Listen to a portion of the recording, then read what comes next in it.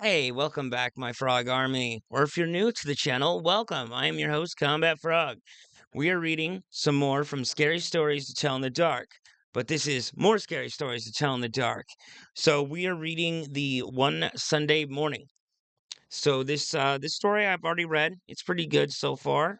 I didn't read the very end, but we'll check it out together. So here's the picture, so you can all see. Pretty dark, demented. All right. One Sunday morning, Ida always went to the 7 o'clock Sunday morning service at her church.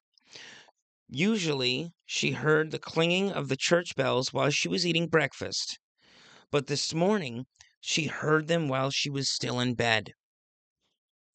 That means I'm late, she thought. Ida jumped out of bed, quickly dressed, and left without eating or looking at the clock. It was still dark out. It's still dark outside, but it usually was dark out this time of year. Ida was the only one on the street. The only sounds she heard were the clattering of her shoes on the pavement.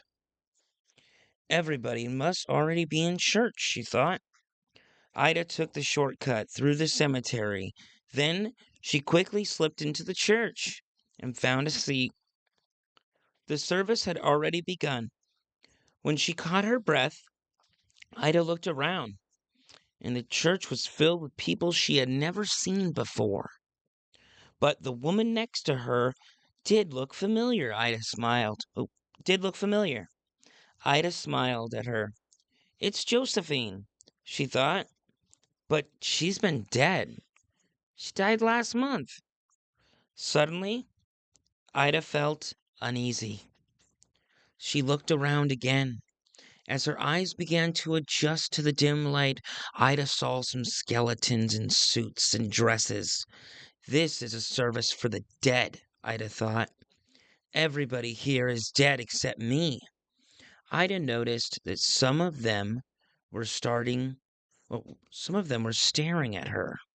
They looked angry, as if she had no business there. Josephine leaned towards her and whispered, "Leave right now if you care about your life." When the service came to an end, the minister gave his blessings.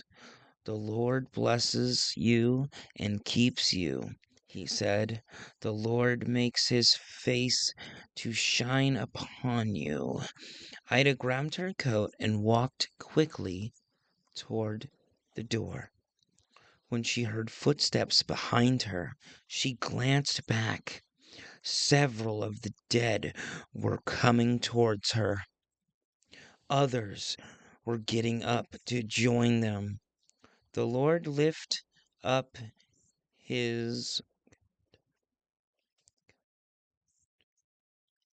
countenance, condense. I'm sorry, guys. To you, the minister went on. Ida was so frightened, she began to run. Out the door she ran, with a pack of shrieking ghosts at her heels.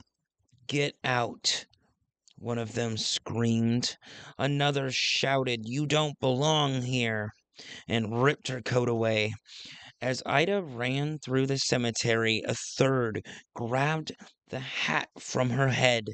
"Don't come back," it screamed, and shook its arm at her. By the time Ida reached the street, the sun was rising and the dead had disappeared. Did that really happen? Ida asked herself. Or have I been dreaming? That afternoon, one of Ida's friends brought over her coat and hat, or what was left of them. They had been found in the cemetery, torn to shreds. Well, that was an interesting read. I'm sorry that I couldn't do one of the words. I'm really sorry about that. I'm gonna look up that word, but I'm gonna show you guys which one it was. It's that one right there. Oh, right there. That's C word. My bad if I couldn't say it, but I tried. So, that's what's important. Anyway, this has been Kombat-Frog with more scary stories to tell in the dark.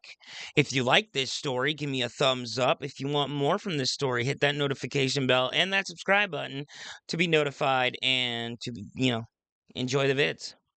Anyway, I will do another video sometime soon. I'll try to do it tomorrow morning. I've been really, really busy. That's why I haven't been able to put out a lot of these lately. I'm sorry about that. Anyway, this is Kombat-Frog, signing out.